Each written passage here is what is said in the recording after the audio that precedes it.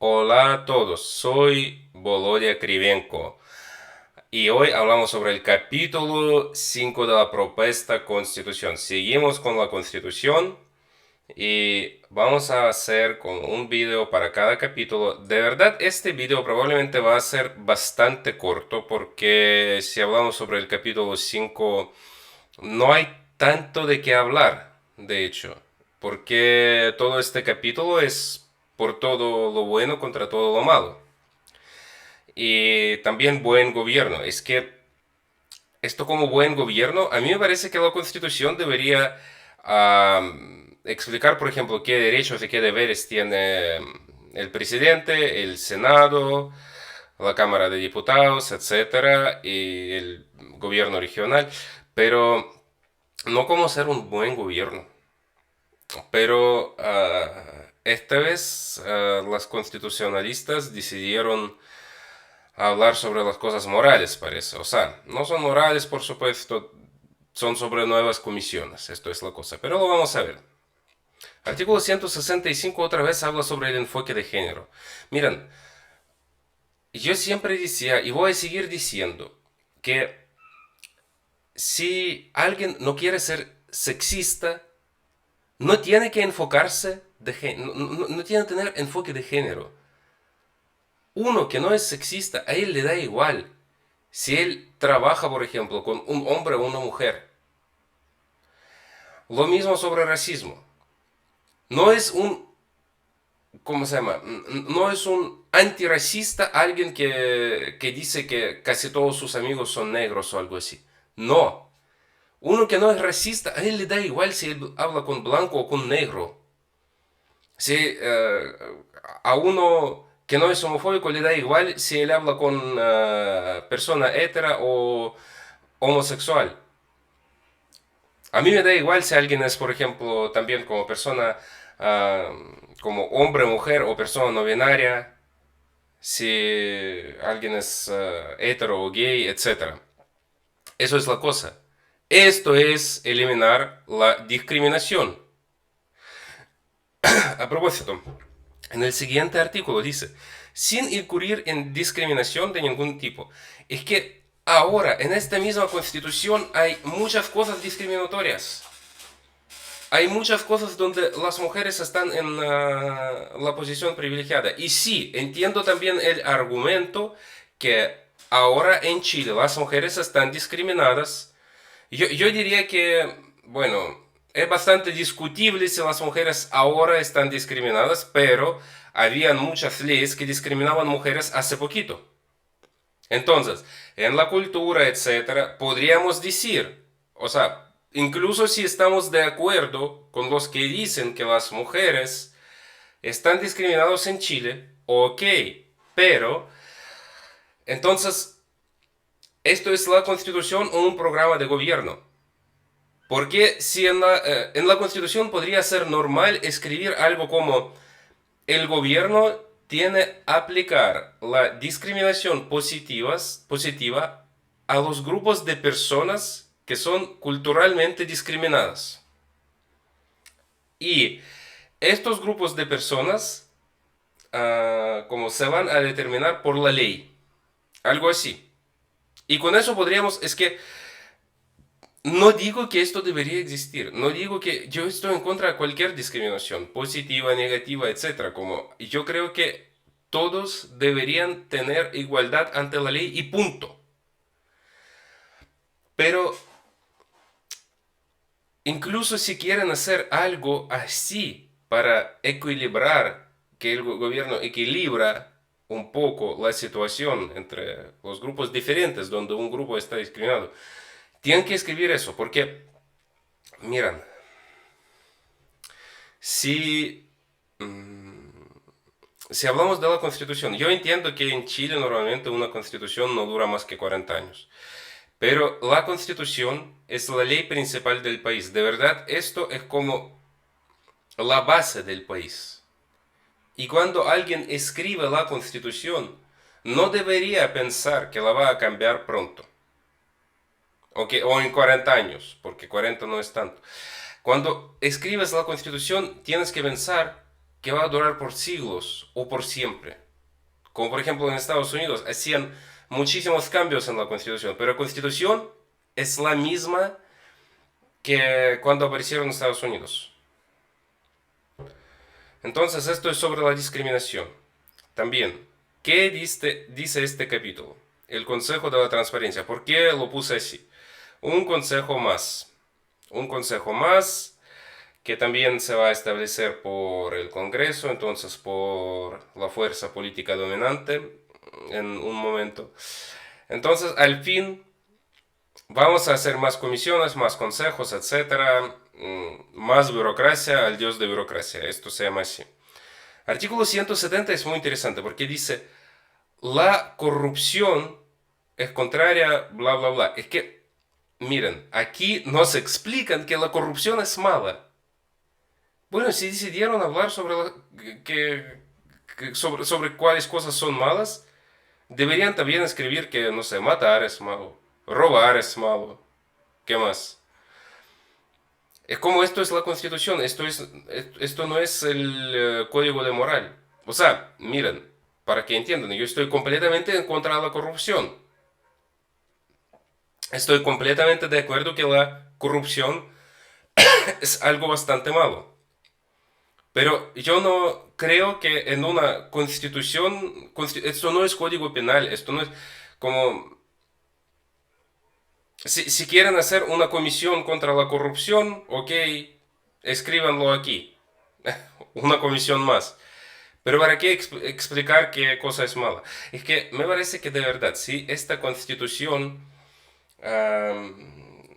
si esta propuesta constitución se va a fracasar el 4 de septiembre, vamos a votar por rechazo, las personas a quienes les gusta la Constitución podrían hacer su propia religión. Los constitucionalistas del séptimo día, no sé, algo así. Los testigos de Gabriel.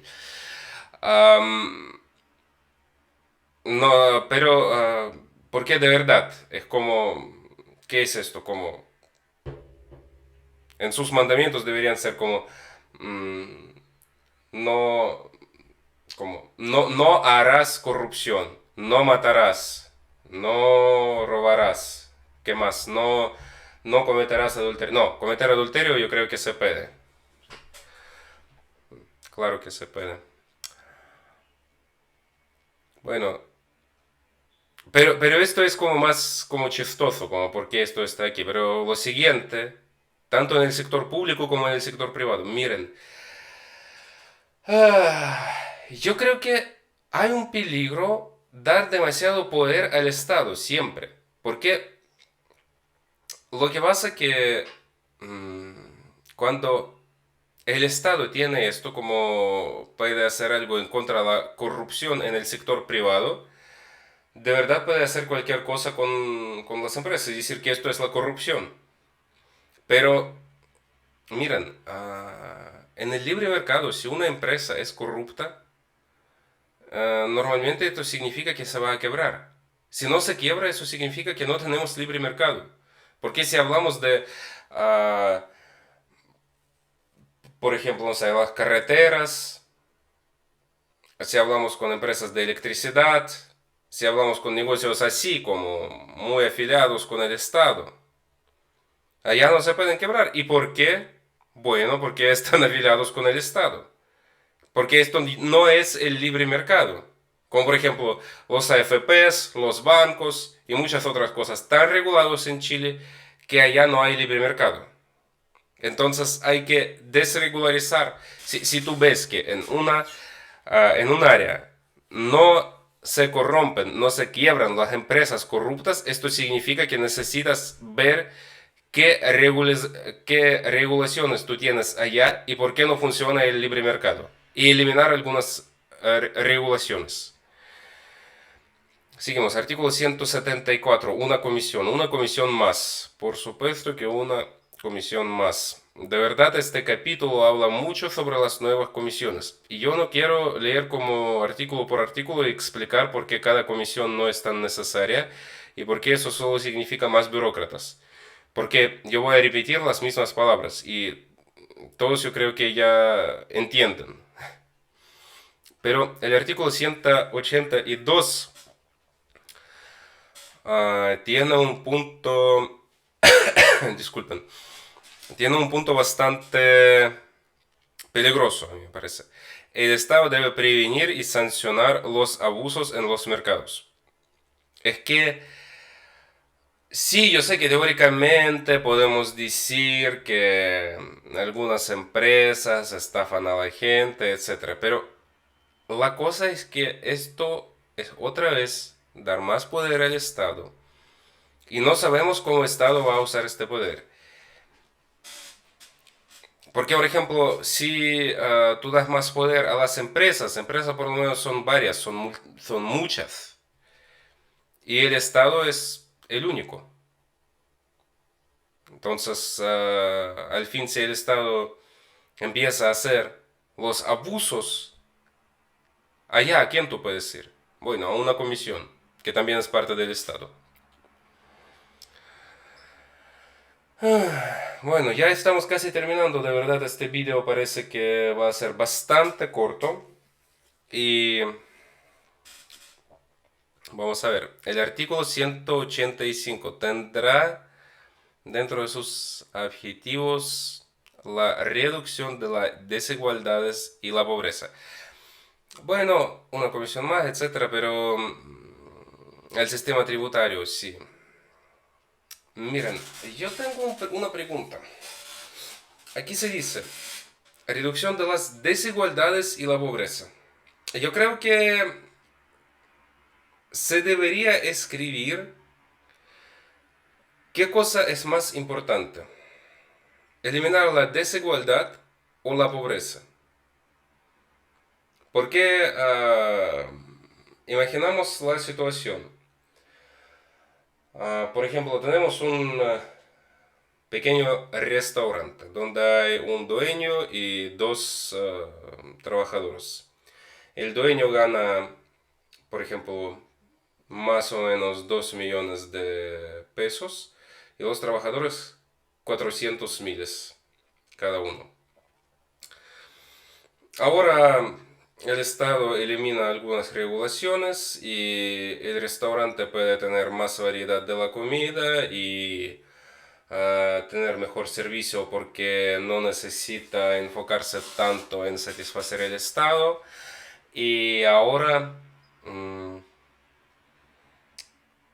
por ejemplo, el restaurante ya gana más plata, por esto el dueño empieza a ganar 3 millones y también aumenta el sueldo de sus trabajadores hasta,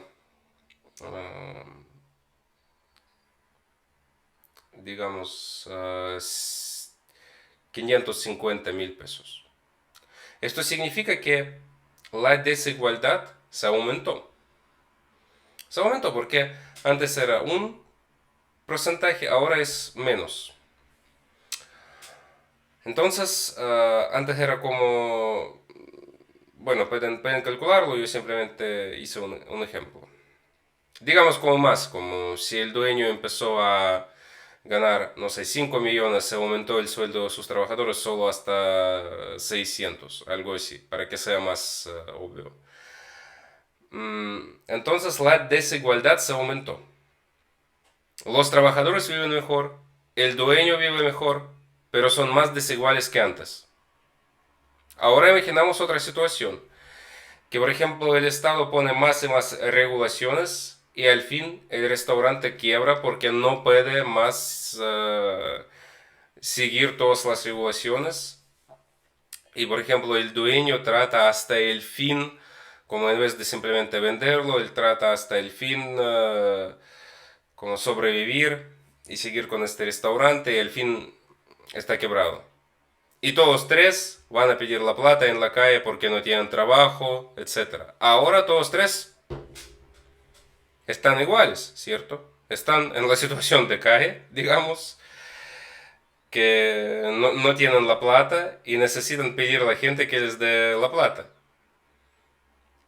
Entonces, se disminuyó la desigualdad.